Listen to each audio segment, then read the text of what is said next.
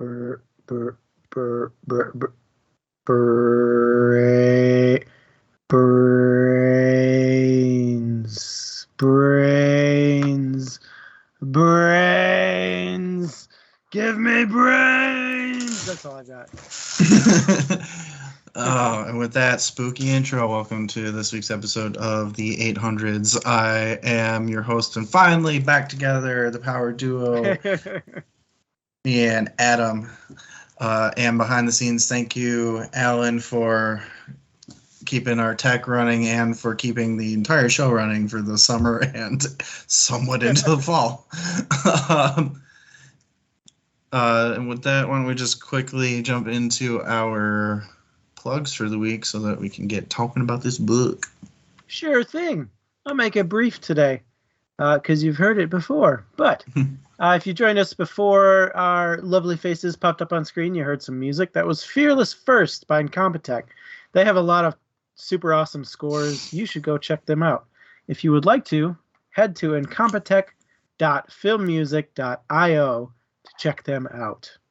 Also, we have an Etsy page that has super cool and nerdy stuff, and you should check that out too. That's www.dmstable.com/Etsy. And of course, anything you would want to know about us, you can find on dmstable.com. So if you wanted to check something out and can't remember the link, just go to DM's Table. It'll be there.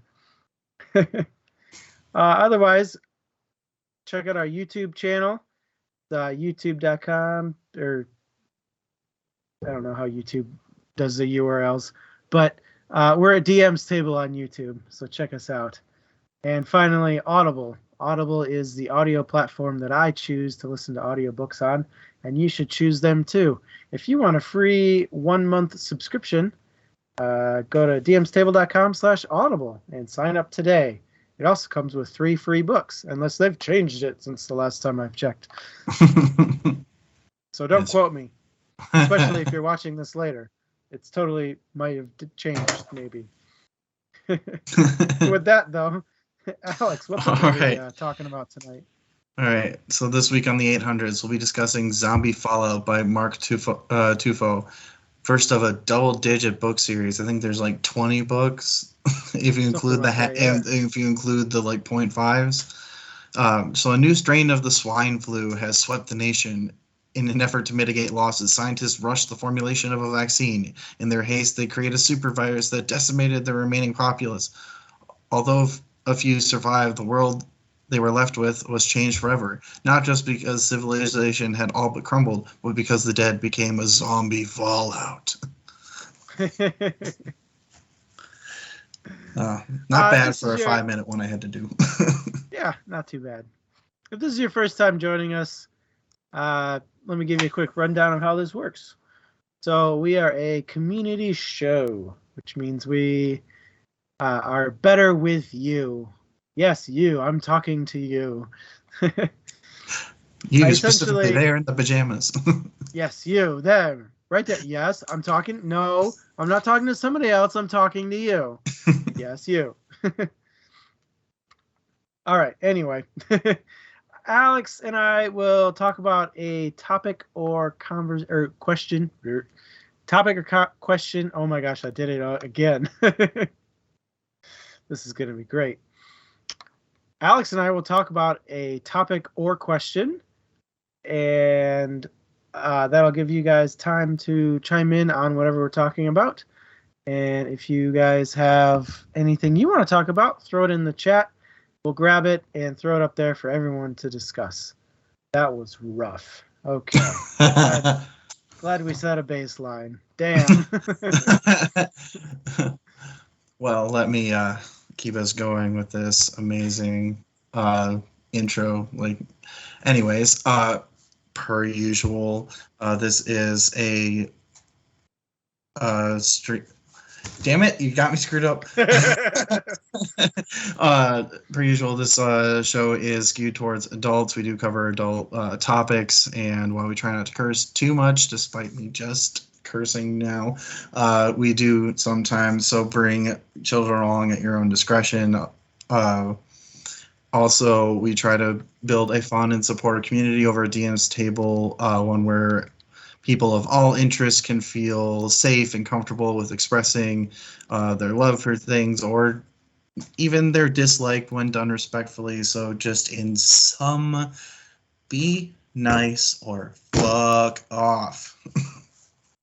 Very good. Very good. I had to get that last part right.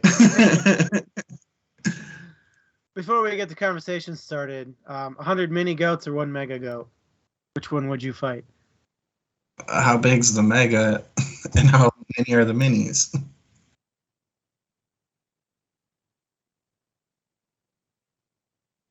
Fight goats, you monster. What?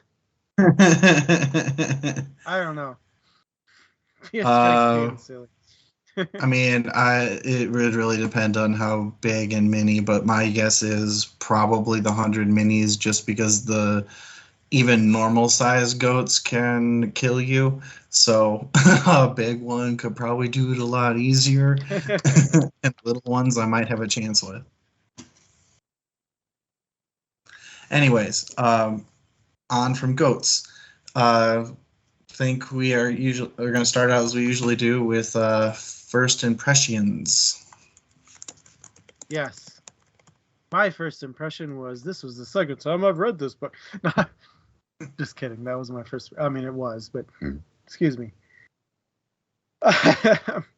I love the casual nature that this book has, which starts right from the get-go. It's very like you're in a bar and the guy next to you is like, "Let me tell you my life story," kind of vibe to this book. And I definitely think that's intentional, especially with the whole journal aspect of the book, where it's supposedly his journal. So very cash, very relaxing. Like, I don't know if that's the right word to say because zombies and all, but I mean, in the start, I get it. How about you?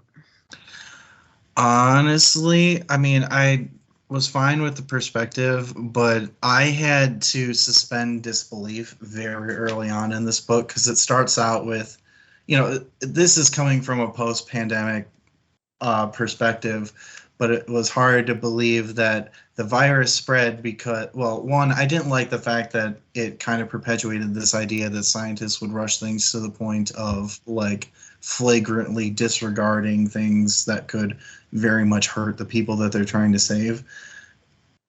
Mostly, again, that comes from the pandemic perspective of people spreading false information about vaccines, and also I had to suspend disbelief again because of the pandemic that literally everybody was fighting over vaccines.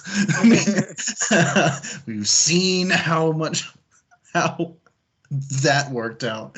So like it was a weird space to be in, to be like, there's no way it would happen like this from the very beginning. But honestly, I'm kind of with VS Drake. Well, I did like the folksy appeal of like a very down to earth type of person. I didn't like the main character. I thought he was an asshole, especially early on. A lot of it has to do with his humor being very like, let me tell you about my wife and kids and why they suck. Like, I don't know.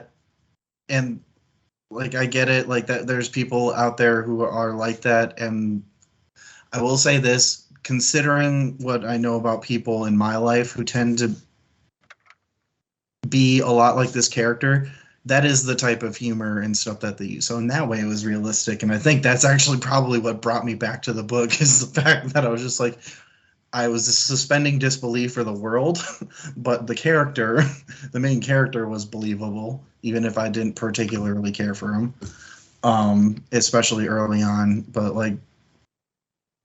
like Adam said, early on, you kind of get sucked into like, oh, well, like this is going to be different. Like, how bad could the zombie apocalypse be if this is the dude talking to me about it?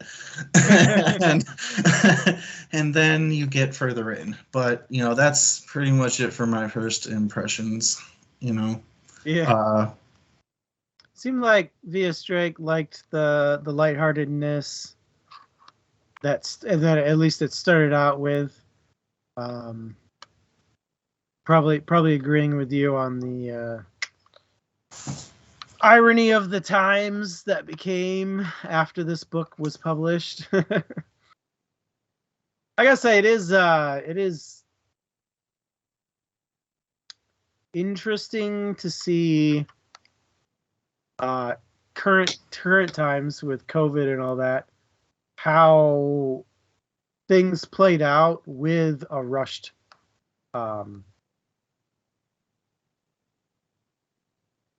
shot. Yeah. What's the shot called? Vaccine. Vaccine. With the rushed vaccine. Fuck my head. Well, I mean, like, but that's the thing, though, is I didn't think even like rushed that was realistic, because like even people thought that the vaccine for COVID was rushed, quote unquote, and that they didn't act like scrambling all over themselves to get it, you know, like at least not to like what I think the book quotes that like 95% of people got it or something, or maybe it was 95% of people who did get it wound up dying / becoming zombies, but yeah, like that. The thing is, though, is that this is very much a 2010 view on how this might have gone, because prior to the pandemic, I think most people assumed that if like something went down, vaccines would be like people would be fighting over themselves to get it. So like again, without the pandemic perspective, this seems very much like a typical zombie, like beginning to a zombie movie, you know, or book. Yeah. Like at least a non-voodoo zombie book anyway. Yeah. Well, maybe, like, we'll get into that later. But man. Yeah, it was just a weird start to this book, like, because I don't think I've ever been like, I don't think in any of the books that we've had so far I have like started off the book honestly disliking it.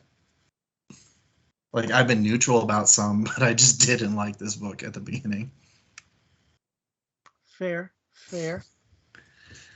All right. So, speaking of which, once we get past the very, very beginning, what did you think of the Mike's strategy? His zombie Fallout strategy. I think that's kind of tough to say, because I don't think he really had much of a strategy in place. He kind of just went with the flow. He had supplies ready, but in terms of plans, I mean, he barely got his family to his house. He didn't even get his daughter to his house. His daughter just showed up. And then he just kind of went with what everybody else had already put in place, and eventually had to get rescued. So, like, in terms of plans, I think it was lacking meat, because there really wasn't more other than have stuff to survive. All right, so like I was actually kind of surprised at that too, for somebody who is a prepper, like, because your point is exactly why I wanted to bring this up, you know, is because, you know, for a dude who spent his entire life prepping for this possibility, he really didn't have much of a strategy, you know. Mm-hmm. And like this is coming from two guys who we've had that conversation before about what we would do in a zombie apocalypse. I'm pretty sure for your birthday I got you a book that was about surviving the zombie apocalypse, and I'm like, Yeah. Yep. like I know it doesn't apply now because when we made it at the time we were living a lot closer to each other, but like I think even we had a better like handle on what our first steps would be. I mean, I get that like later on you find out he's not really a guy who plans, he's just paranoid and a germaphobe and happens to be like have military training. Like that's his like three main characteristics. Well, four if you include like family. I know somewhere out there somebody's finding that Vin Diesel lookalike GIF. So I was a little bit surprised when he's just like, yeah, I've been prepping for this all my life. All right, let's wing it and just go. Like, I get like the plan was to get his family together and then take them back to a fortified place where they knew they had supplies. However, there's like the recklessness with some of it is kind of ridiculous. Also, some of the I know this isn't exactly what we're answering, but like some of the responses to him were felt a little unrealistic, even if you account for shock, like his wife being ditzy in the middle of a zombie fallout, like like just zoning out. Yeah. Not zoning out in shock, just zoning out because that's what she does. Like. And I get that he's a wing it sort of guy. It's just like it was kind of weird to have him set up as a prepper who just didn't actually have a plan. So yeah, I'm with you on that one. But he had lots of guns and ammo.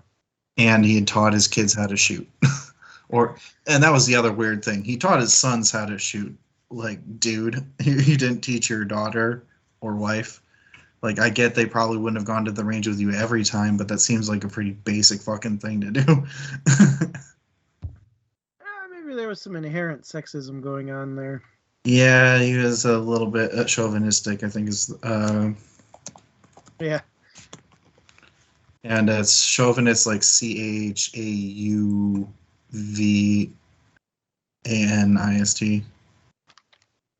I think. It's yeah. CHAUVINIST.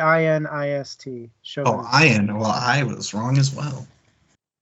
Yeah, we do be a strike. By the way, I noticed that you asked earlier, like, how much of me disliking it was based on post-pandemic Alex. Maybe 60%. I'll get into the other reasons why I didn't like it as we go along, though. So basically, yeah, I get that now. How about this? What's your plan? Oh, what's my plan? Zombies. What's your plan? Currently, my plan is to honestly probably wind up trying to make my way to my parents' house, but taking as many back roads as possible. And there's a very specific route that you can take that takes no like main streets and doesn't go through and barely goes through towns.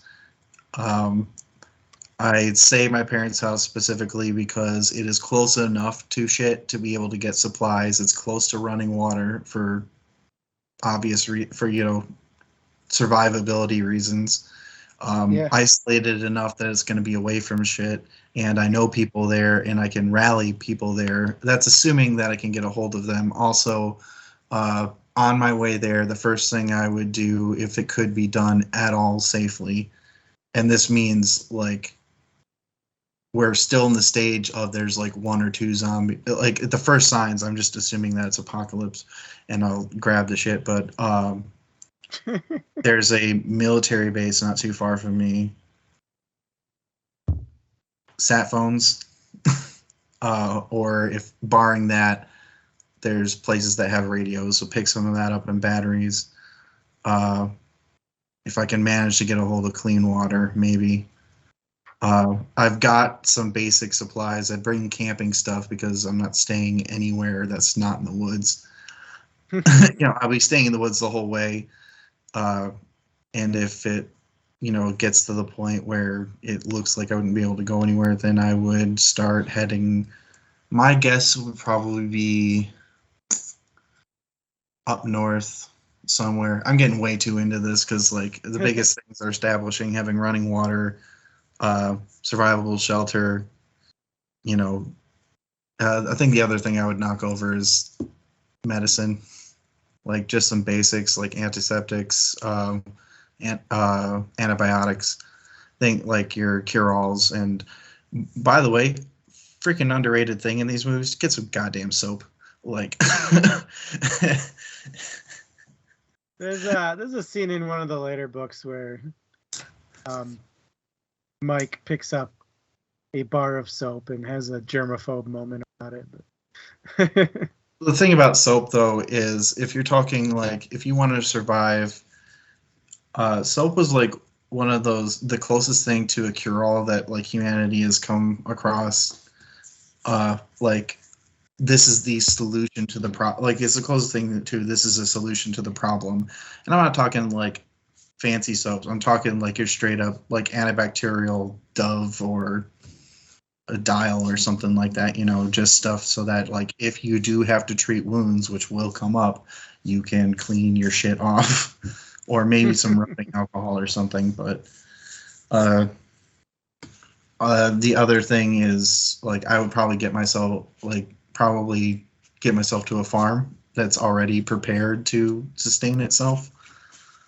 So, anyways, I could go on to that for 20 different 20 different directions and 20 minutes for each direction. So I'm gonna stop there.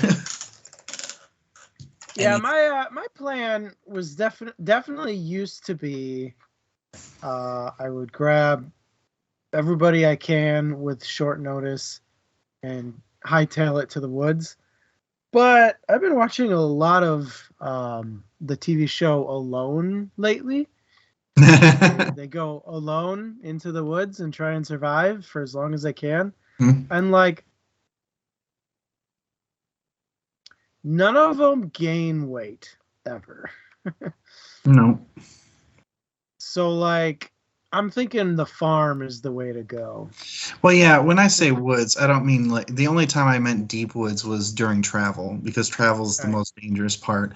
I'm not criticizing your plan. I'm saying what my plan was. No, I know. I was clarifying because I realized, I left that vague.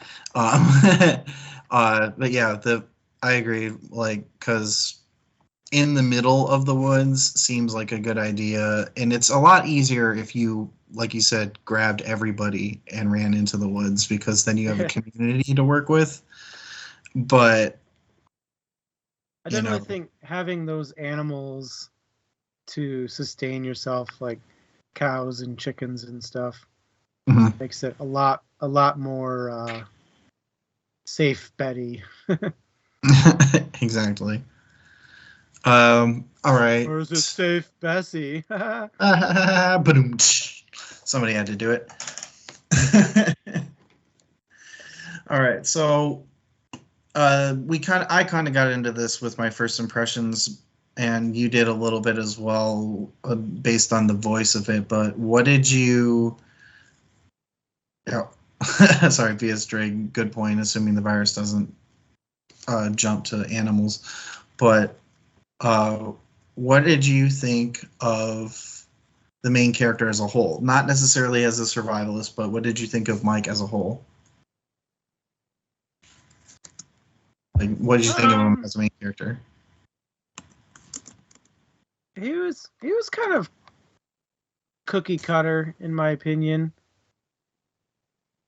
He followed a lot of what I would say are stereotypes, and we didn't get a ton of personal details about the things that made Mike, like the time with the Marines. All we know is he spent time with the Marines. And got kicked out. we don't see personality traits come out of that. We don't see any sort of events where he's like, oh yeah, I froze up in this moment because I have PTSD because of my time with the Marines, or I have this weird thing I've got to do when I'm entering a grocery store that might be abandoned, or a Lowe's that might be abandoned, or I've got to sweep it in this particular way. You know, we didn't see a whole lot of that kind of stuff. We just kind of got surface details, which kind of lends to what you should expect out of this book, which is a very casual book, not a deep thinker book, so to be. I found him cookie cutter.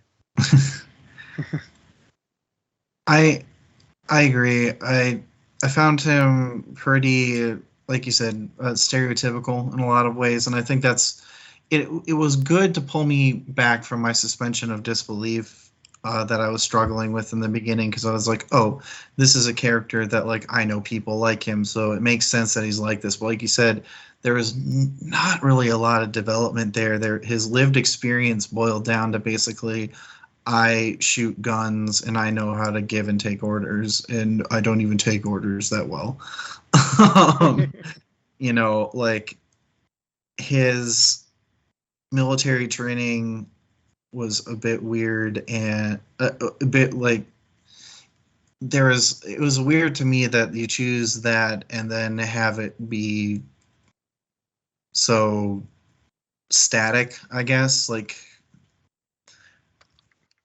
it was like, you gave a lot of really good examples of like how you could have made character traits that were shaped or molded or distorted even by his military experience. But no, it was strictly a mechanical type of thing, not person driven, and that kind of felt a little disappointing.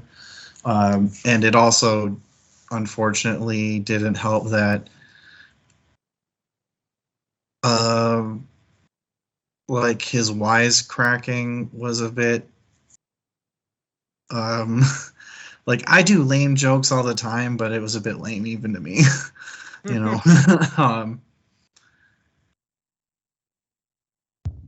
You know, so yeah, I think we're in agreement. It was a pretty one-dimensional character. So I think we got a question from did you already put it up there, Adam? Not yet, but I can type it. So we have a question from Via Strake. Was what were our thoughts on Tommy? While you're putting that up, I guess I can start. Honestly, Tommy was one of the few characters that I did like, but I'm still even hesitant on that because I liked him. I like him with the caveat that he isn't actually psychic because of Ryan Seacrest. I don't want it to be like an actual power. I want it to be like one of those things, like his brain is like, he's very clearly schizophrenic, and or at least going through some kind of psychosis, but I just imagine like like Tommy is just picking up on stuff in kind of a savantish way, and his weird his brain's way of taking things that he just sees and just calculating stuff, puts it like filters it through Ryan Seacrest, you know? Like, so what do you think Ryan Seacrest is then? I think Ryan Seacrest is a delusion, and it's his brain. It's a way for his brain to calculate the world and present it to him in a very simple way. Like, it is his brain, his desires for food. It's just, he's very food driven, and that exists outside of Ryan Seacrest, but Ryan Seacrest is the one who pushes it. When he calculates that there's like a week that they have that they can hold out against the zombies because that's the amount of ammo they had. My guess is when he was moving the ammo stuff, his brain basically calculated how long this would last, most likely, and then presented it through Ryan Seacrest. You know, stuff like that. Like, they're just things that he's picking up on subconsciously, I guess subconsciously, and then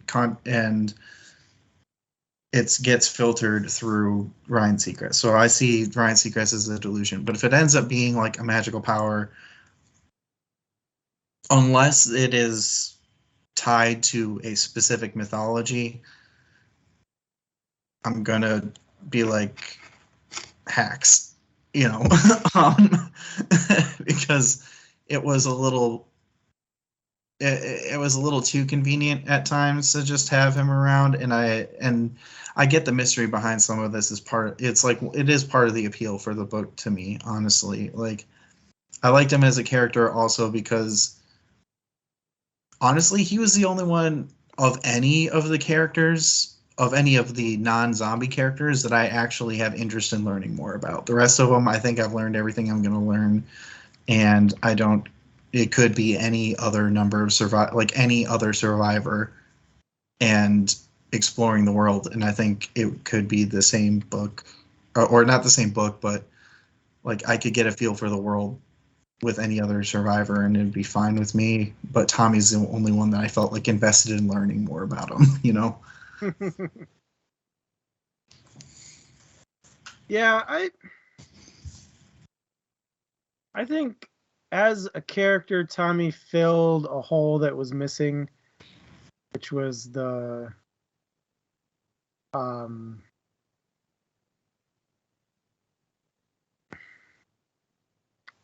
like the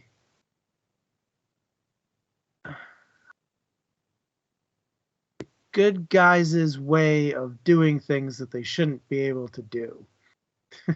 Because how would they? I don't know.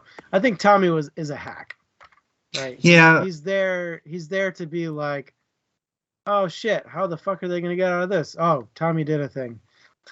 Yeah, I was a little worried that he would turn into that kind of a character where he was just like, I've written myself into a corner. Here, let's Tommy this shit. And like, I mean, case in point, right? The conclusion with Alex coming back with the semi truck. Yeah. Like that was in terms of writing, that was a pretty big cop out. Yeah, and like that's where I either want him to be like, I need a reason behind this to justify the kind of character that he is, because honestly it's nice having that character that doesn't lose themselves in the midst of an apocalypse. Like that, he's a heartwarming character, like in because he's just like, hi guys, I'm here. Like, it's hard not to like that sort of character in general, but like then they gave him is MacGuffin the right term for that? I think so. Yeah. PS Drake used that before. Yeah. I mean, kind of. I mean, I know it's like something that is necessary to like the plot and motivation of the characters, but the problem is like he's not like insignificant, at least not after the beginning. Like maybe he is a little bit like before we get to know the type of like his power, but I think he occurs too much to be like a true MacGuffin. I think he's just like kind of hacks, like he's a means for the author to write himself out of corners. And unless this ties into like a greater mythos of there being like psychic powers in general and Tommy's not the only one, or if it plays into some other shit, maybe, but I don't know. I liked him as a character, and I want there to be something bigger behind it, even if it is just mental illness and it's just his brain processes stuff in a weird way. I want him to be more than just a tool for the author to write himself out of. Sorry, I read story and just give me a candy bar. Kit Kats or Snickers, or perhaps Pop Tarts. PS Strike, when the gross shit happened. The ladies, I mean, legit had a psychic hold on Mike when the gross shit happened.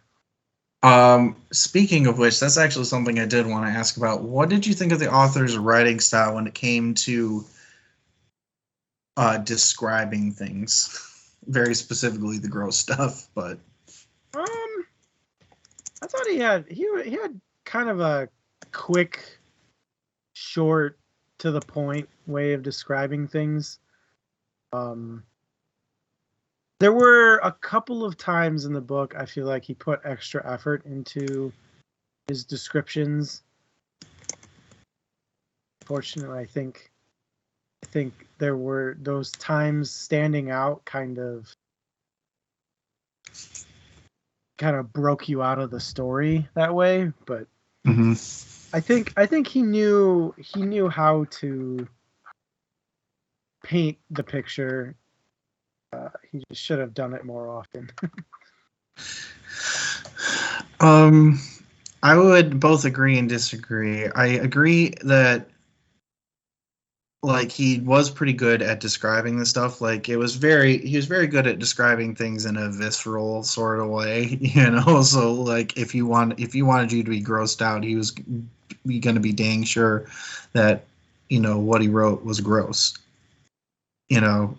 But I think there were some times where, yeah, maybe it was those times that stood out where he put a little extra oomph into it. But I thought he spent so much time like going out of his way to describe this stuff in this weirdly gory detail. And I get also that this is part of the main character, Mike, like that's how he experiences the world because he's a germaphobe. So like, you know, he's going to notice these like gross sensations more than others. But there were just some things that felt like kind of like in Saw, like, and other like that gore porn style of horror movie where it was just in there to be like gross, or like instead of relying on characters and story to bring about feelings, he was relying on his descriptions of stuff to bring up feelings, you know.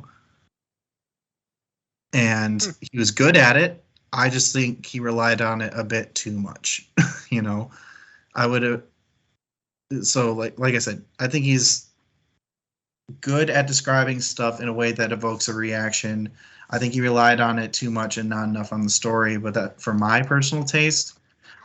But man, there were some moments that I'm really glad I couldn't like, especially in the beginning when he was describing the smell. I didn't like that he kept repeating it over and over and over again because I thought it was used a little bit too much.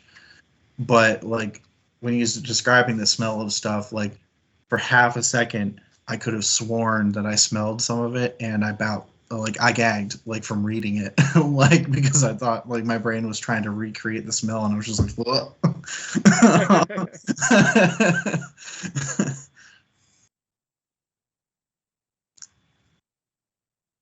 The Canada ending. Canada ending. I don't know what Storm's talking. Do you know what Storm's talking about? Canada. I really. Oh, the ending to the Canada incident. Okay. Oh yeah, where they do the flashback before the zombie apocalypse. Yeah. Yeah. So Mark Tufo in every book has like, let's fill in the backstory of Mike real quick. Little shorts that he does. Essentially in Canada, Mike was coming back from Canada with a couple of cases of beer. He was at his limit in terms of nerves and pissed off the wrong border patrol guy, but it wasn't that big a deal. So he got to go home. Can't go back to Canada though. Well, I mean, he probably could now because there's probably not border patrol anymore. I think he just like, I think the very end though was just about him calling in that favor essentially and being like, dude, I pissed off somebody, get me out of here. Like, I don't know. I liked the story as a whole, but I'm kind of with you, Storm Reed. It was a little strange in how it ended. It just kind of like like all this ramp up to kind of have a little fizzle out for the end for me. Oh yeah, okay. That bit is a Yeah, bit I think we're talking about. Okay, go ahead. I think in the end of the second book, Tufo does like Mark versus the police short stories. He just likes to do little. I mean, I already used this reference, but like bar stories, right? Mm-hmm. You go to the bar and you got a crowd of buddies, and you're like, "Let me tell you this one time when I went to Canada." He likes doing those little stories. Honestly, that's actually part of some of the stuff. Like, aside from my issues with how it fizzled out, like I think that's where his style of writing, I think, is at its best. Is when he leans Yeah. into that part of the storytelling. And while I do like the idea of like a kind of folksy diary reading of how a zombie apocalypse goes, my favorite parts were, like, at least from Mike's perspective, were the parts where he was just kind of where he was telling a story within the story, you know. And that's where yeah, that's exactly it. It was like you're shooting the shit with the main character. Like that was actually nice, you know. And there are a couple times where he does that, I think, but like the Canada story is probably the best example of it, you know. Sorry, it was a reference to Canadian something. beer. I don't know. Have you? I don't think I've ever had Canadian beer. I mean, I dated a Canadian, so I definitely have. Yeah. So, well, even like out of the context of that, I've had Canadian beer, but Storm, to answer your question, the house did not stand up to zombies. They broke in almost immediately. As soon as they attempted to, they were in his house. well, I mean, the house stood up. It was the gate that didn't, or whatever, right? Well, no, the back gate fell in, and Yeah. the zombies went in. They ran upstairs. The zombies broke into the house. Oh The yeah. zombies broke upstairs, and they had to run into their attic. Well, I mean, his house stood up to the frontal assault because that's where they put the resources into. Like, this is the direction they're going to come from. So clearly, this is like we only have to reinforce the front. Like that's, or at least that's the way it was written. And I like that there still was a flaw in it, because I was just like, okay, you're talking about barely having any materials, and you probably used them all up putting up like the wall around this place. And you know, how are you really going to reinforce an entire house against a flood of thousands of zombies? And I was just like waiting for that, you know, the shoe to drop, and it did. Yeah, they're French doors. um, but yeah, Stormade, I'm with VS Drake. Part of a lot, I think there's a no small part of plot armor in this going on. All right, VS Drake has some very strong opinions on French doors. I don't like. All you need to stop a zombie apocalypse is a pull door. You don't even have to lock it. That is one thing I did like about this with these zombies, is that they actually had enough strength to like break glass and stuff. Because there's so many times I see like zombie TV shows and movies where they're like piling up against cars and they just don't break through glass for some reason. I'm like, that's a thin sheet of glass. Like, regular people punch through that stuff all the time. And not to take over all the questions, but I think that brings me to the next one. What did you think about the zombies themselves? Yeah, that's a good question, because it is a zombie book after all. So traditionally, my favorite form of zombies are virus gone wrong. I don't like vaccine gone wrong, but close enough. Especially because, like, that's a thing that exists, is that fungal or bacterial fungus stuff that can take over frogs and control their bodies, make them jump to other things so that they can spread. Like, it's a very believable thing that you could get a super smart organism that would be able to essentially drive a host in order to continue spreading and thriving, essentially. Ophiocordyceps unilateralis. Sorry.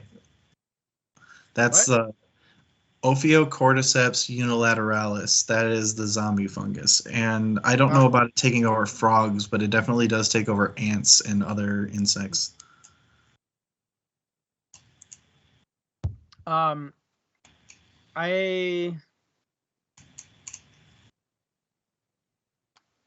That's a book 2 thing, never mind. Yeah, so I don't like stories that have slow zombies, because if you can control a host body, why can't you make it run? But meh. One for 2. Was that the last of your opinion on that's the last? Okay. That's it. I agree that, like, I've come to like some of the more magical voodoo versions of zombies, but that's mostly because of the entirely different mythos. But yeah, I do like the realism of zombie-based viruses, but I don't mind them being slow, because even with your example of the zombie fungus, like, their movements are dulled because the takeover kind of ruins in some ways the ability of this thing to function, whether that's because they're going through an extra layer of like communication between the fungus and like whatever receptor or fungus or virus and whatever, receptors in the brain, or if it's because they are literally breaking down the tissue. Yeah. I mean, that is believable to me. I think you're right, it can be a little boring with just slow zombies, because a lot of it is, well, their strategy would have worked for slow zombies, were it not for the fact that of what V.S. Drake said, is that some, if not all of them, are still at least partially sentient. Why and how, we have no idea. And honestly, that and Tommy are like the only 2 reasons that I want to keep reading this series. I want to know why the fuck and how the fuck they function, to the point where, like, this is the first time that we've had ones that could, like, outright speak. I think the closest we get to, like, sentient ones are, like, I Am Legend, where they, like, live in families and, like, that sort of thing. So I did like that take that they're potentially, well, yeah, that, and, like, there's a reason why they eat. It's not just driven brains for brain's sake. It's food. Like, they need calories to consume. They need matter to consume. And I am curious as to the potential power or hold that this, I don't know, chief zombie, whatever, like the girl zombie that shows up constantly and is clearly the most sentient of them all, who can actually speak. Don't read too much into that. She's something else. Okay, well, that is the other. That was actually, sadly, one of the things I was worried about.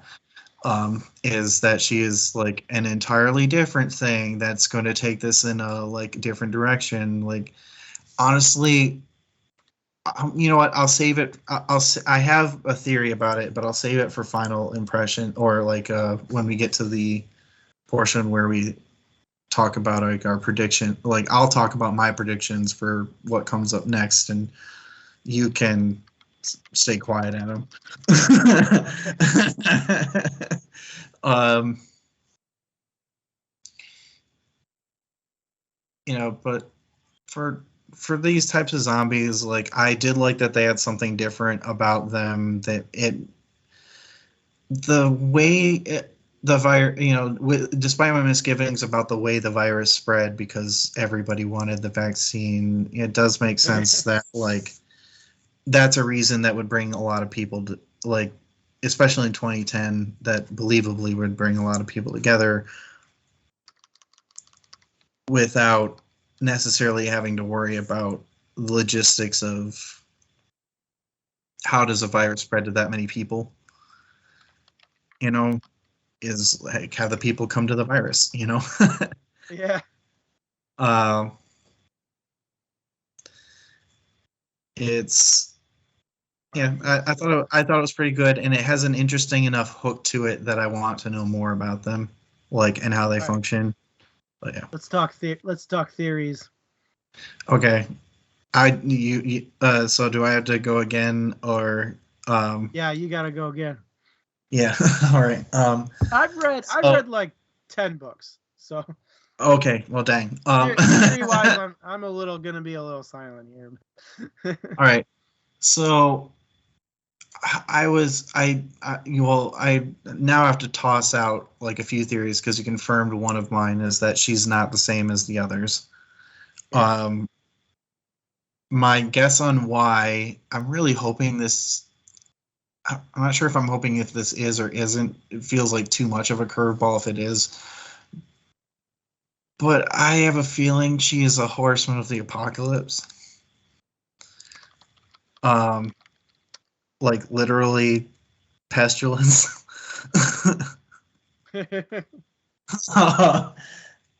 So, or death, whatever the case may be. But like, I have a feeling she's kind of a horseman of the apocalypse, and the zombie apocalypse, like the zombie fallout, is just like a symptom.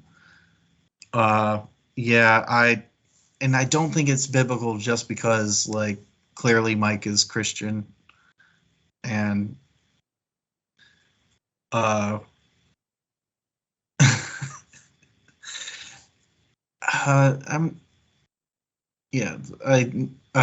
trying to reform some of my theories with this new information that I have. Crap. I don't.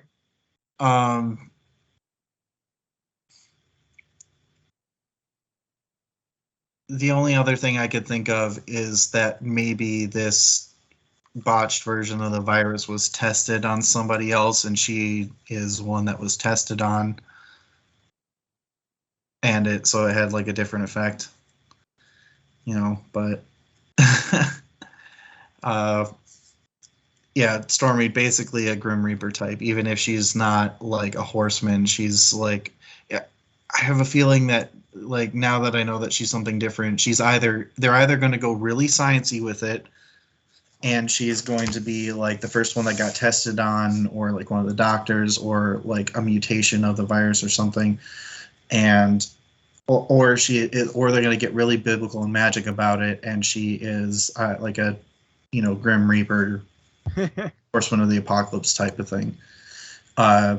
And if that's the case, I think one thing my other theory is that whichever one of those she is, Tommy follows. So if it's more scientific, it's him being, savant with psychiatric issues.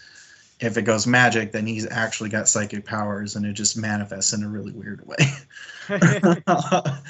So, like, I think those two go hand in hand in their abilities or like the origins of those abilities. Yeah, if we're gonna about it, Tommy could be the balance to the zombie lady directly. I like Via Strake's last comment about Tommy being the balance to the zombie lady.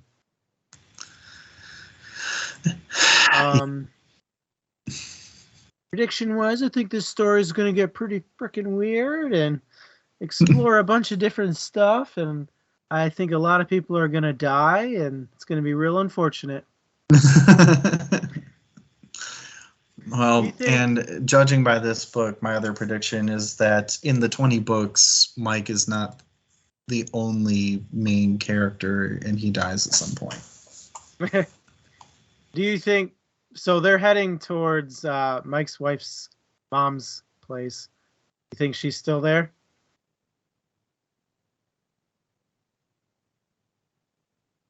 Did I lose you? Hearing back from him, so I'm going to keep going until somebody tells me otherwise. Maybe chat can throw in whether or not they're seeing stuff. Alex?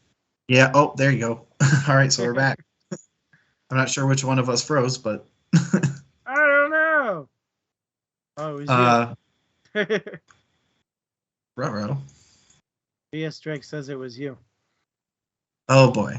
It's getting to be that time.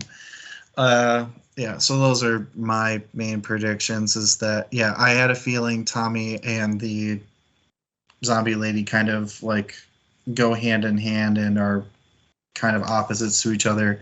I think Mike dies at some point. I don't know if it'll be the next book, but I think he dies at some point in the course of 20 fucking books. And I have a feeling that this either goes... I don't think it's... I really don't think it is like a true mix of science and magic. I think it is going to eventually wind up leaning heavily one or the other. So, fun story. Fun fact times. When Tufo wrote the first book, Zombie Fallout, he intended to write one book and that be it. And he got done with it and he was like, oh, that kind of ended weird. Maybe I'll write more. So he decided it was a trilogy. and his fan base was like, yo, you gotta write more. So he did. And book 3 is called Zombie Fallout: The End, because it was going to be a trilogy. And I'm pretty sure in the foreword of either book 3 or book 4, he talks about it being a trilogy and just having a little bit more he wanted to add to the story. So anyway, Zombie Fallout 17.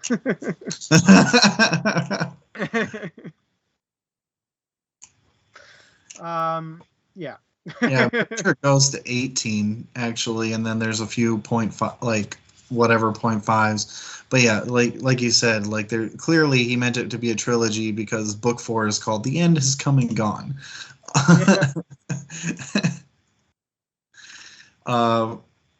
And I get it. Like sometimes you kind of hit like a stride with some of the writing, which is another thing. I think there's enough good in this that I'm willing to, like, I'm willing to push my way through other books to see if it gets better. But yeah, we'll see how far I make it this time. It wasn't like a hard read. It was a pretty easy read too, you know. So I don't know. I feel like we're getting a little too much into like final, you know. Yeah, let's call this final thoughts. Oh, okay. Well, if we're gonna do final thoughts, why don't you lead us off then? Okay. This was a very casual book that, up until I talked to V.S. Drake earlier about, I assumed was like super cash and like very relaxing book, but I guess not everybody has the same feelings about zombies that I do. I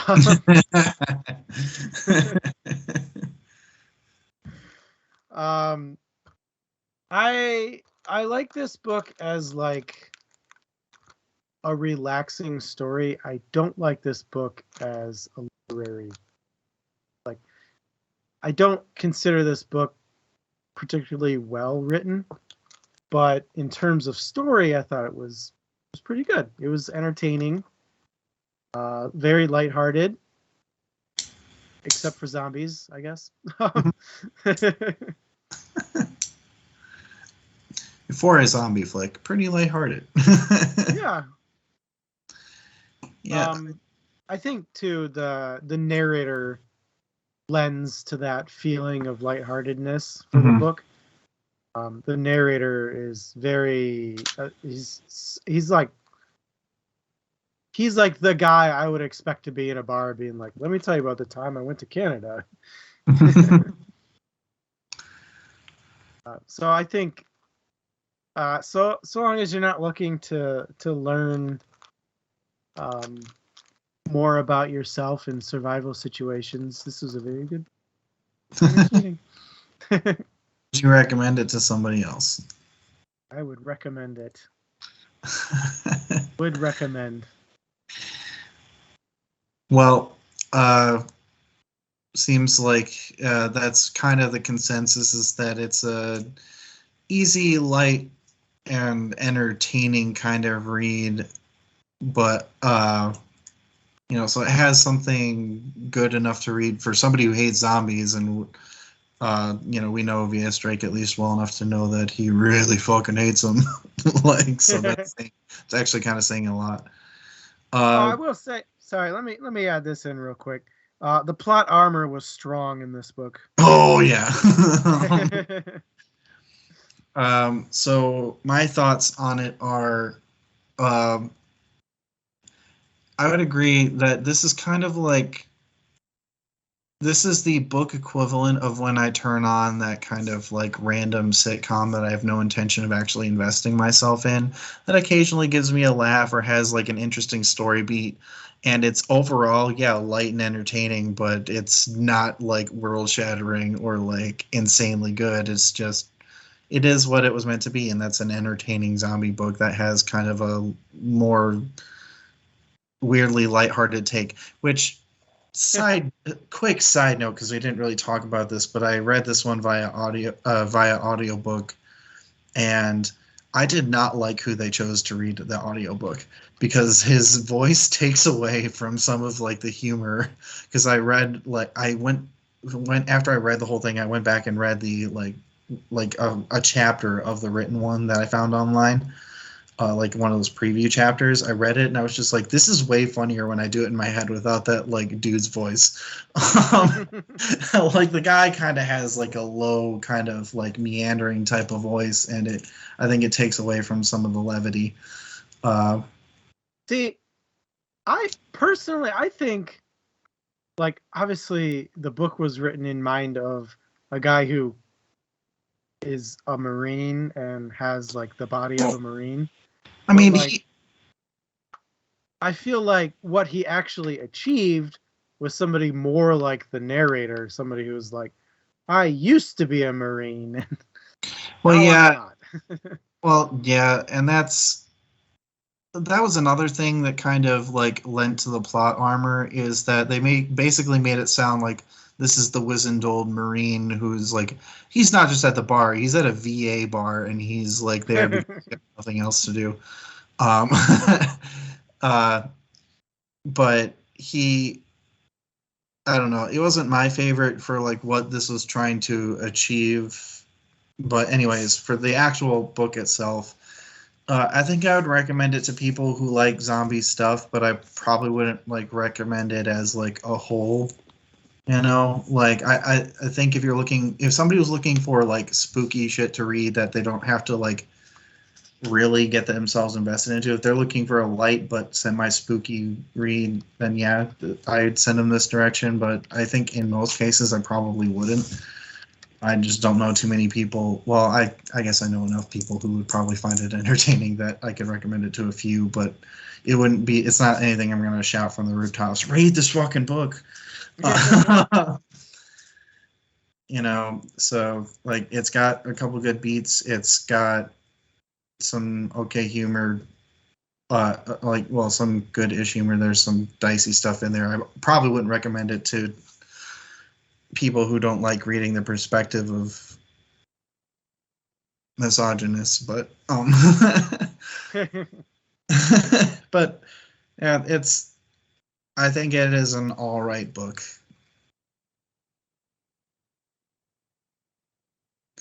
And it looks like chat has a couple little things.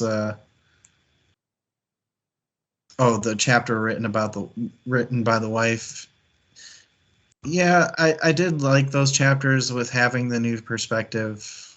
Personally, I don't want to get too far into this because we just did final thoughts, but uh, but the problem is that he created characters that I just had such, and this, I guess this will be part of my final thoughts. I had such a hard time like giving a crap about most of the characters, even with those shifts in perspective. And so this wasn't very character driven for me. It was mostly driven by the world and wanting to explore like the mechanics of it. So like that was my personal take on it. If you guys found it more entertaining, then awesome. It just uh I mean, I was glad to have a different perspective, but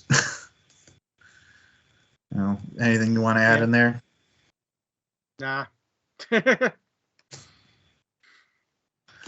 All right, then Let's do wrap it up. end game stuff. Yeah. Yeah. All right. November 5th is our next session. We'll be doing Practical Magic by Alice Hoffman for that one. Sorry, my keyboard is going. Go. November 5th, Practical Magic. And after that, we're doing November 19th. So 2 weeks for each. On November 19th, we're doing Warbreaker by Brandon Sanderson. And Great book. This has been the year of Brando Sando. Heck. Yeah, that's because y'all are coming around understanding how super dope he is. We need more people voting because because we have the same people voting for this. If you're listening to this right now and you're somebody who votes, vote Brandon Sanderson always. All right. What are you talking about? Yeah, not at all. Anyway, I don't think I've read Practical Magic. It sure sounds familiar, but it's... Well, there's a TV show that's loosely based on it. That might be why. Yeah, and I say and from what I've heard, it's only it's only like barely based on it. Like there's a couple things from like I think they basically take a couple of characters and they end up reworking it. Like it happens a lot where you take like a general premise and enough people lay hands on it and it's barely identifiable on the other side. But we'll wait to see. But yeah, so that one is going to be like the closest we get to like, well, these two were both spooky Halloween type ones, even though that'll be November 5th. But hey, it's the weekend after Halloween, so close enough. Yeah, we'll read it during Halloween. Well, I mean... Yeah, we'll read it. Well, we'll all read it together during Halloween. Yeah. Come on here, and we'll do a live reading. No, we're not going to do that. Just kidding. But Warbreaker is very good. It's a standalone story, so don't worry about getting sucked into another super long series by Brandon Sanderson. There is only one book, and that is Warbreaker. It's really good. It is a longer-ish book, so make your way through Practical Magic and get started in on it, because it does take a bit to get through. Longer-ish, but if you're used to Brando Sando, it is one of his shorter books. It's still almost 600 pages, so let that be your guide. It's a long book, but short for Sando standards. That's why we can do it in the 2 time frame. Anyways, why don't we get into our plugs for the week? Just reiterate those real quick. Sure thing. YouTube, link below the video there. We post all of our videos on YouTube, so you should go check it out. We have our podcast on there too, and it's super dope and features some super awesome audio editing by Alan and Adam, so you should check it out. It's like prime D&D content, if you ask me. Otherwise, Audible is great. I realize I am reading the other list. Okay. Audible is great. Anyway, moving on. DMstable.com is where you go to get all of your information about everything that you could ever want to know about us. DMstable is our parent company and where we run everything that we do. The Etsy page, you got the 800s, you got a podcast, Roll with Advantage. Yeah, so go to DM's Table. YouTube below the link. I already talked about that. Just kidding. Patreon. Patreon.com/DM's Table. You should check that out and help us keep the lights on by giving us $1 or $2. And then you can vote and get other perks. If you want to reach out to us on our socials, those are Facebook at The DM's Table and Twitter at DM's Table. We try to post on there. We're not the best at it, but if you want a reminder, it's a good way to get one. Discord. We have a Discord server. Sorry. We talk about all things nerdy on Discord. So if you are a nerd, which you probably are if you are listening to us right now, you should check it out. We talk books. We talk 3D printing. We talk D&D. Talk up-and-coming nerd culture. Whatever pops up, somebody's probably going to chat on it, so check it out. Themes for future books. Do we have any themes? Yes, we do. So coming up for the next vote, we are going to be Secret Santa, doing the Secret Santa book gift theme. So basically, quickly get us your suggestions for what is a book that you would gift as a part of Secret Santa. So basically, we're looking for your books that you think that are either your favorites or that you think make good gifts. And again, keep in mind that we are the 800s, so keep it in that literature realm. And then we will, after that, we'll be doing our usual end-of-year redemption books. So those are books that made it to the vote but didn't make it to one of the episodes. So we'll be choosing from a few from amongst those so that they get a second chance to be read. And that takes us through the end of the year. Also, just keep in mind, we are planning on doing our Christmas special again for those who joined in and had some fun with that. We will be releasing it to Patreon subscribers immediately and then probably releasing it to the public after the holidays are over. So you will have access to it, but only after the holidays. So it's a lot less fun. So get your, if you have fun with us over here, like Adam said, hit us up on Patreon and, get in on the good stuff. We're going to try and get some more exclusive content going so that there's more reason to pay into it. But if nothing else, you get to tell us what to do. And voting's getting extra important with, the November creeping up on us. Unless you like guys like Brando Sando books, in which case don't worry about it. Yeah, if you're fine with reading Brando Sando every other book, then yeah, you're probably fine with just keeping as is. Don't worry, at the rate he puts them out, we'll be able to do that. True, and we're not even through that. There is going to be a pretty significant break also coming up after the holidays, between the holidays themselves and our individual availabilities. We are going to be off until probably about mid-January. So our book after that is probably going to be a nice and long one. And if you don't feel like reading a Brandon Sanderson book, because I can almost guarantee that's what's going to happen, then get out there and vote. Invite your friends, enemies, frenemies, family, which could be all three,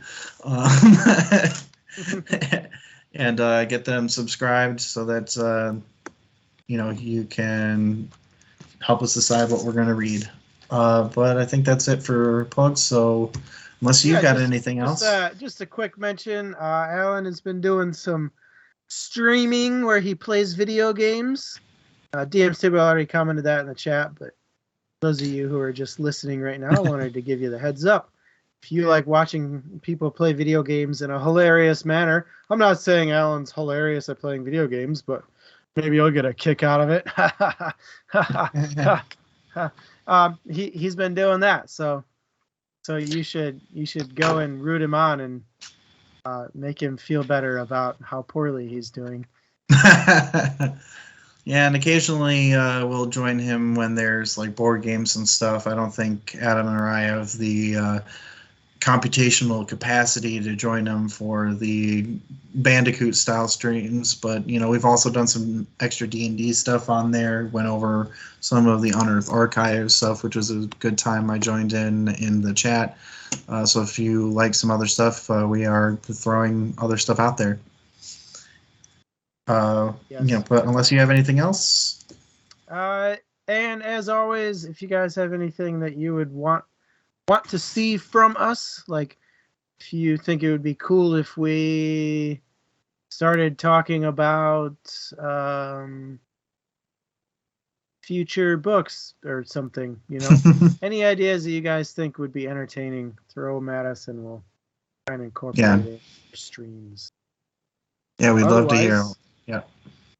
Otherwise, I think we'll see you next book, and thank you for joining us. Bye. Have a nice time. Oh, wait, I can't do that. Copyrights. Ugh.